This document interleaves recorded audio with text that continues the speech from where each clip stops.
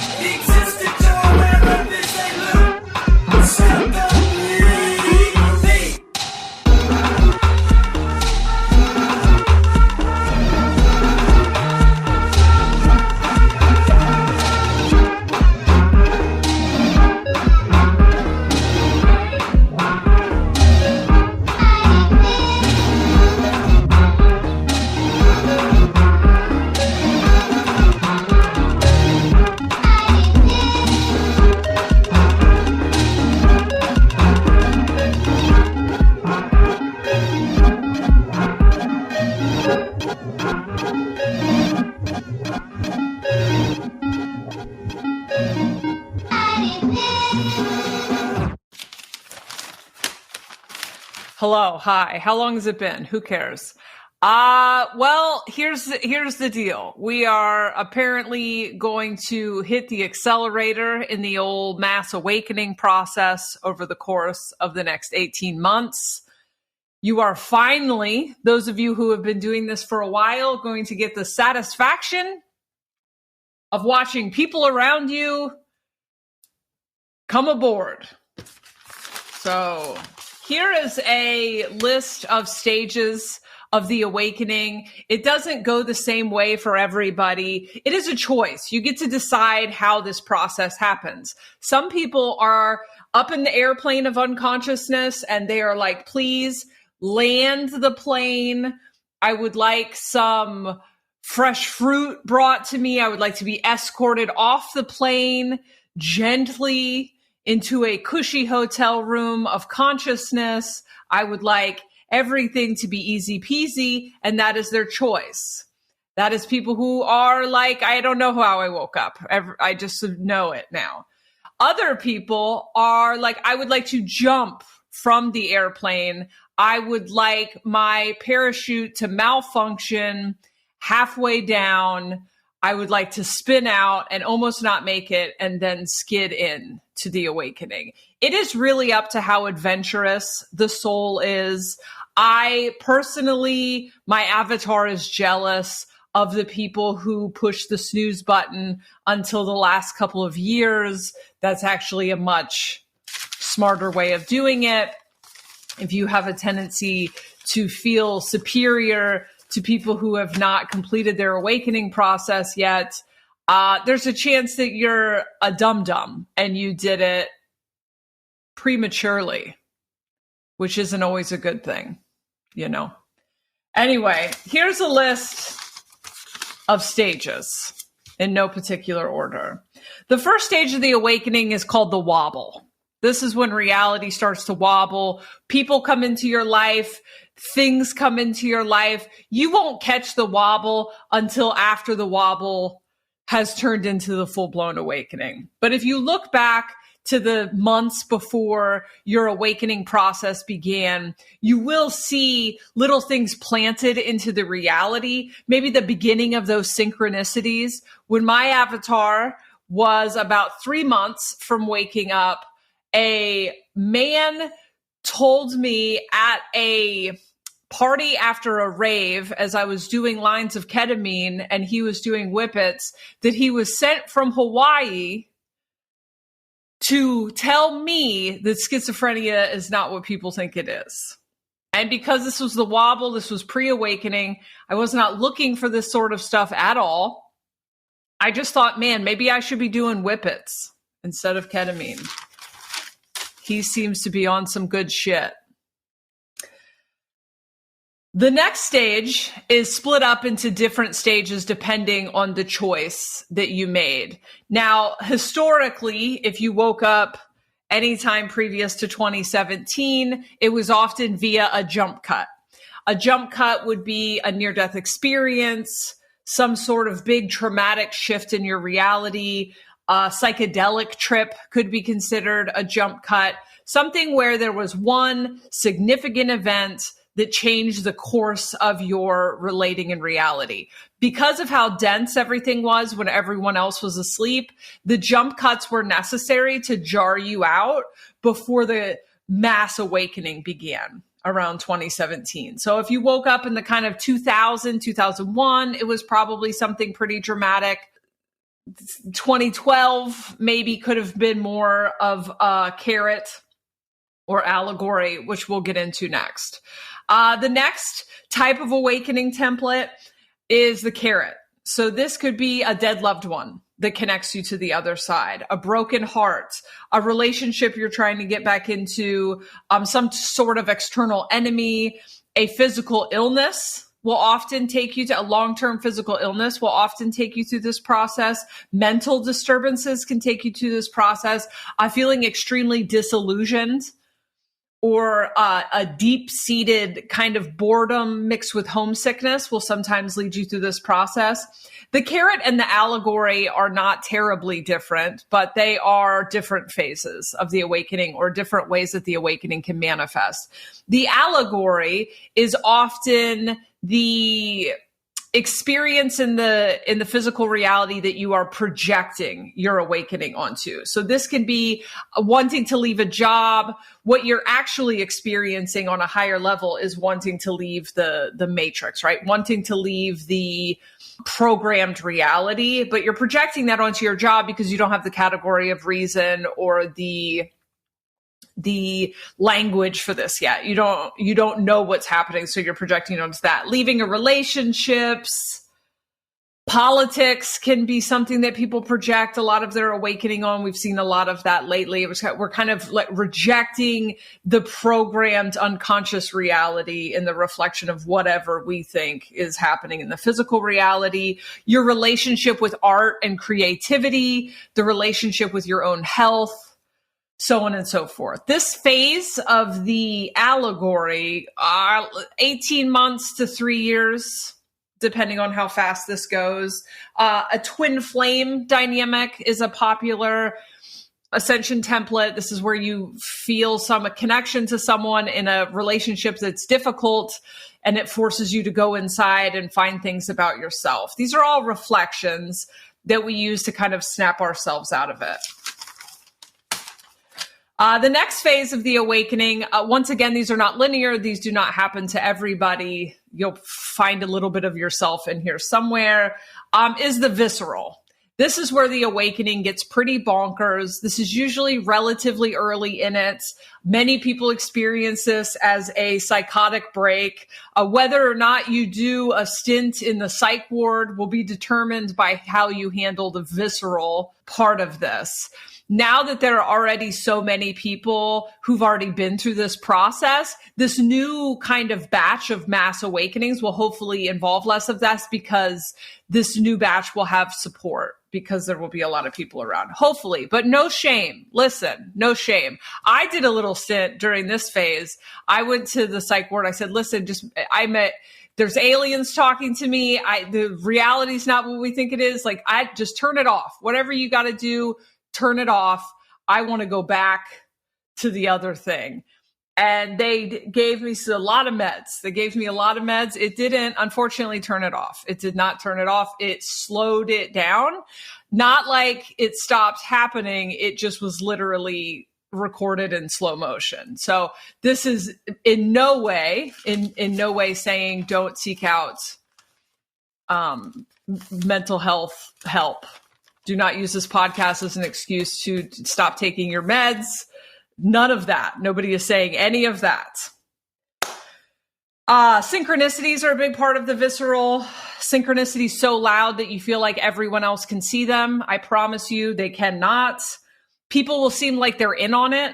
You will feel like people are looking at you as if they are in on it. Strangers are saying things that you will experience as if they are in on it. That is because your reality is actually exclusive to you. That does not mean that the people who are at the mini mart are actually co-signing the experience that you're currently having. Try to leave them out of it. Try to leave them out of it if possible. That will just be easier for everyone. Understand that everyone is playing their own movies out of a projector coming out of their heads. We'll get into that in a later podcast. Onto the mirror of the person in front of them. You are having an awakening. It is a you experience, okay? You will probably start to see glitches in the matrix. Here, synchronicities mean numbers showing up. 1111 will be everywhere. 2222. Someone will say something about an aardvark, and the next thing you know, there's 20 aardvark references throughout the day. A lot of this is just how reality works. It's when you start to tune into it, you realize that it's just patterns and fractals everywhere. Don't make huge life decisions based on synchronicities. Don't make any life decisions while you're in this phase, okay? This is essentially you've jumped out of the plane and you're tied up in the parachute and haven't landed yet. This will not last forever. It has happened in waves for a certain people going through certain types of awakenings. Just try to stay in a little bit and center if you can. Try to stay calm. This part doesn't last forever. It kind of does last forever, but after a while you just go, synchronicities are a thing. Reality is a bunch of loops and fractals and patterns in spirals inside of themselves, and I just can see it now, and it's not a big deal, and it's not telling me to go tell my boss that he's a lizard. I don't need to do that. It seems like reality is telling me to do that, but I do not actually need to do that. Part of the reason that this is difficult is because you are coming from a reality really based in external authority. So someone outside of you has been telling you your entire life what is real, what is right, what is wrong. And part of this process is breaking out of that. And it's very easy to then project that need for a mommy or a daddy to tell you what to do onto the ether. But the ether is just reflecting back to you what you are already experiencing. Do not take synchronicities at this phase as a message to do something outlandish, okay? This is outlandish enough. We don't need to take outlandish action. Really, no action at this point. The next phase is the scavenger hunt. This is where you will feel a deep need to seek information. This will be podcasts, books, lectures, whatever. This ravenous need to download data will last 3 to 5 years for most people. This may be shifting as it gets faster and a lot of this stuff becomes less mysterious and more mainstream. But there is an addictive nature to the scavenger hunt. We talked about a couple episodes ago, as the scavenger hunt portion of your awakening starts to wind down, there can be a little bit of a depression because it's addicting. You're getting aha every 5 minutes. It's fucking fun. You love it. Enjoy it while you're in it. It's fine. People will find you irritating as hell during this phase for 2 reasons. You can't pay attention to anything but this stuff, and you can't shut the fuck up about this stuff. The other reason is because the next phase of the awakening is the expert. The expert. For some reason, every time you get a new piece of information from a new book or a new podcast, you believe yourself to be an expert immediately. My avatar is extremely guilty of this, so I have a lot of experience with it. You're not. You don't know. You don't know what's going on. The next phase is the evangelist. The expert and the evangelist kind of go hand in hand. There will be a real burning desire to cram your new information down the throats of everyone around you. It's not helping. It's truly not helping. Nobody can hear you. Nobody knows what the fuck you're talking about. And you don't know. You just listen to a podcast, and then you followed up with a YouTube video, and now you're screaming that the sky is falling. No, nobody else can see it. Don't just shh. It's okay. It's all right. Pipe down a little bit. This is another great time. Listen, I so glad I did not go through this process while social media was available. You don't have to, you were raised on propaganda movies where it was like, if we could just get the truth to the newspaper before it prints the Monday episode, then everyone would know the truth. But that's not how it works. That's not how it works at all. People believe the truth they want to believe. They only seek out information that confirms the truth they want to believe. That is a million times amplified when it comes to awakening and consciousness. It has to be triggered for each individual. You're going to sound nuts. You're going to just shh. Nobody, it's fine. It's fine. Also, save yourself a lot of embarrassment because you're not what you know to be true today because you just read a book. You're going to believe the opposite of it. That's this whole thing. It's back and forth, this and that. Speaking of which, you're going to go through a phase where you think you're Jesus. You're not. You are kind of, because we're all the same thing. We're all aspects of one thing. So we are actually all of them. That's why you identify with them. But a phase of the awakening is the Jesus phase and then the Satan phase. This is very amplified for people who were indoctrinated as children. So if you have religious indoctrination, a lot of this process for you is going to come up through religious allegory. You're not Jesus. You're not Satan. You're not the Antichrist. That's the thing. That's another one to maybe keep to yourself. Most people know to keep that one to yourself, but you will feel extremely important during this process. You will feel like I am the only one who has ever gone through this before. I have been sent. I have a major calling. I am Neo. I am Jesus. I am the savior. That's all just bullshit. It's just, you have a lot of things going. You have a lot of programming, a lot of propaganda in there. You got I wouldn't say healthy dose, an unhealthy dose of internalized capitalism. So you run a lot of this information through old stuff that's not even going to exist in 10 years. Settle down. This is about you coming out of the deep, deep sea of unconsciousness and remembering who you are for you. For you. You will eventually be of service to the collective. That's not going to be quite as grandiose as you feel like it is when you're early in this process. That brings me to the next phase of the awakening is the late to work phase. You will feel like 6 weeks into this, 6 months into this, I need to hurry up and get to work. That's that internalized capitalism. Like it's just, everything's about productivity and it's the old thing. It's the old thing we're coming out of. The thing we're going into is far more based on rest and vibing and imagination and flow and things when the timing is right. It's fine. You're not late to work. You woke up exactly when you wanted to wake up. We've been handling it thus far without your contribution. Go ahead and take a minute and let the paint dry a little bit. Another phase, I don't know if we'll be doing this phase, but this was big for people who woke up decades ago, is a little nap or two. At some point, you might completely check out.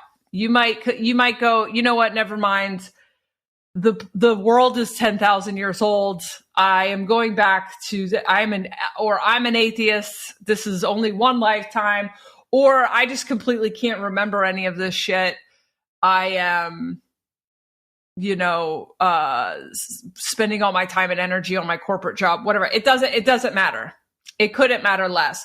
In this process, you're going to go to sleep and wake up a million times.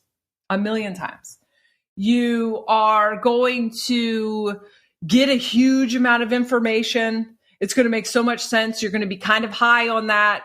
And then you're going to come crashing back down to reality. And then you're going to have to live in reality for a bit and integrate it. And then you'll float back up, and then you'll get a huge amount of information, and you'll feel like you know everything again. And then you'll come crashing back down to reality. And you're going to have to learn how to show your work. You're going to get the info, and then you're going to integrate the info. This part takes 5 years. I don't know. Might get shorter as it becomes more mainstream. I have no idea. It's okay to go to sleep. You cannot fuck this process up. You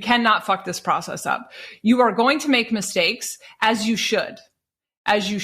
You are remembering who you are. Unconsciousness, the reality that you've been in, you've just been playing in a game of sleep, and now you're going to wake up. Imagine this as you are in a deep sea dive, down super deep, and you're slowly coming back up, and then you're going to hang out on an island for a while, and then you're also going to go back into the ocean. That's another thing to keep in mind, is that this is a temporary ascension, descension thing. Gets done all the time. It couldn't fucking matter less. Another phase that many people go through in their awakening is the conspiracy theorist phase. This is the phase where you believe everything is a lie. Every single thing is a lie. You're questioning every single thing. My avatar stared directly at the sun for 3 hours during this phase. I can confirm that it does, in fact, it hurts your eyes. I have already confirmed that, so that you do not need to confirm that. Try to, do a little work on the nervous system healing alongside of the conspiracy theorist stuff. It is true that a lot is a lie. A lot is propaganda. It's not real healthy to spend an enormous amount of time on this from the perspective of doing anything about it. Have you ever known just a liar that makes things up? Have you ever tried to call them on it? It just makes it worse. So it's usually just best to go, that's not really true, but okay. You're going to get to a point where you are consciously creating reality in a way that this is not going to matter. So make sure that you are working on your nervous system. People can get stuck in the conspiracy theory phase. And I just said that you can't fuck this up, but you can kind of fuck this up. You can definitely make it a hell of a lot less fun. Another phase, this one's not for everybody, the perpetual healer. Now, there is a necessary amount of healing your shit that needs to happen. You have a lot of programming, you have trauma, you have codependency, you have worker bee virtues, which I talk about on Soberish, where you're kind of programmed from birth to do things you don't want to do, to run on a hamster wheel, to chase things outside of yourself. You have to heal a lot of that stuff. You have to become aware of that stuff. Healing will come for you. Healing will show up and take a shit on the dinner table. And then your stuff will show up and make a spectacle of something. And then you can heal it. You do not need to be just a perpetual healer. You do not need to finish healing before you do anything good for anyone else. It is just kind of an ongoing process. The majority of it to get to a place of like self-awareness in which you are operating as a part of one big imagination. I don't know, 5 years. It's not a really long time, especially now that it's so much of it's been done. You may have done a lot of this work already. Social consciousness, environmental consciousness, codependency work. A lot of people have been doing this work before they ever had the schizophrenic break that is awakening. Other phases, and then I'm going to get out of here. These don't happen for everybody. I am a deity. I am the god Ra. I am Thor, or what? Is Thor a god? I think that might just be from a superhero movie. I am whatever. You're not. You're just not. You may be existing on the frequency of that energy, which is cool. You're running, like, I'm running, Zeus thing right now. I don't know anything about anything, so I don't know if these are offensive gods to bring up, but you're just not. You're not the manifestation of one. You're not. It's fine. It's a common phase. Keep that one to yourself. Killing your ego. This is going to be a whole episode on this coming up. Stop it. Stop it. Your ego is how you experience the reality. You kill your ego, you're going to be fucking depressed and unmotivated. We'll talk about that in the next one, but don't stop shaming your ego. It's fine. I have transcended. No, you haven't. You may have leveled up.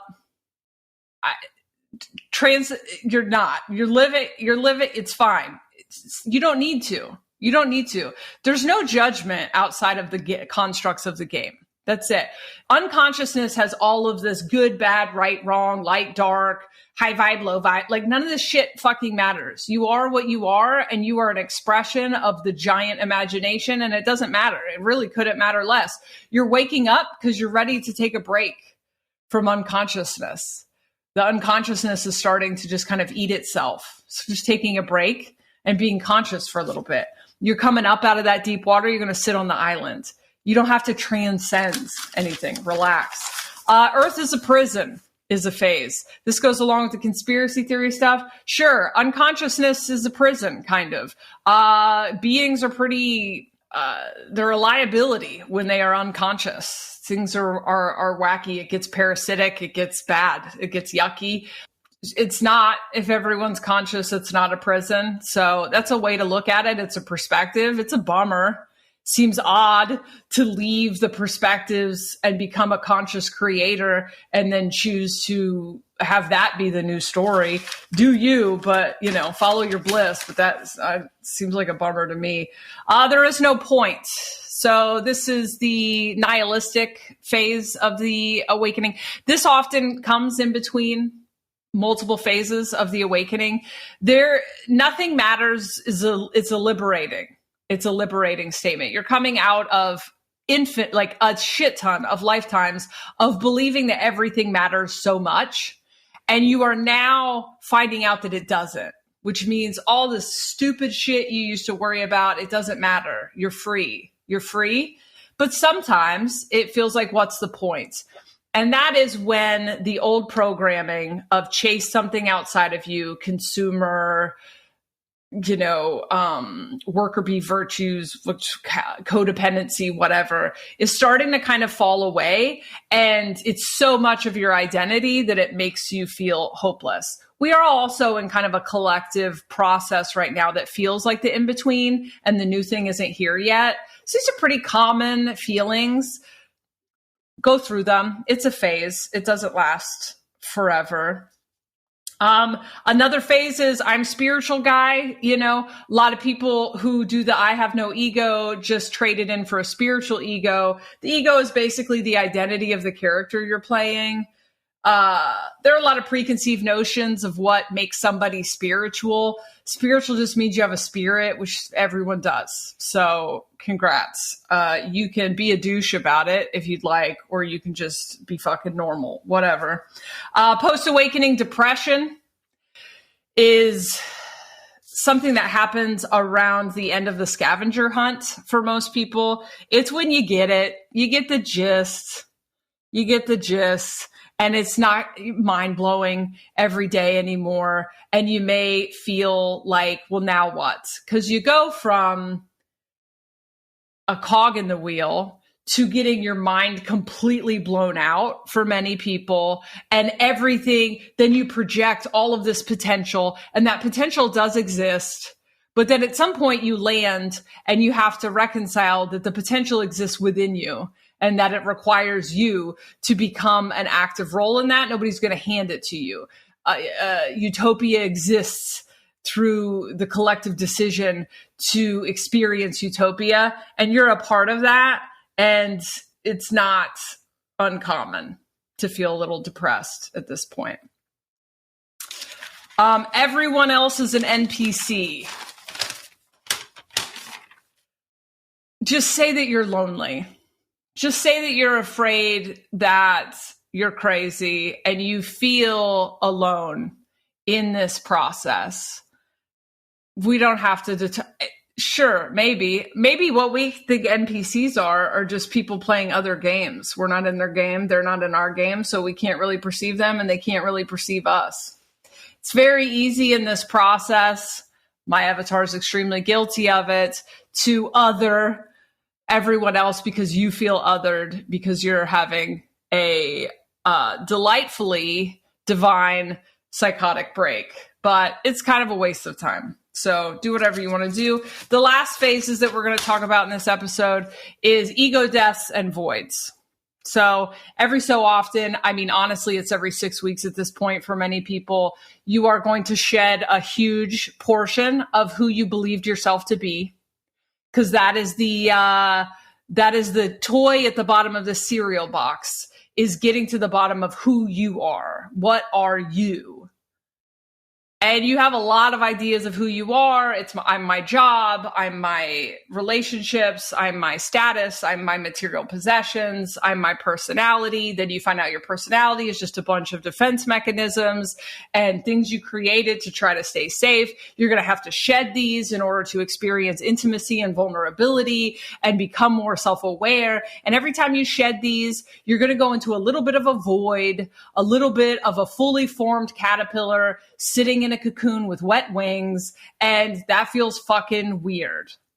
Tricks for getting out of the void: cut your hair, get your nose pierced, change your wardrobe, move, shake things up, move the furniture around in your environment, give a new ego an opportunity to manifest.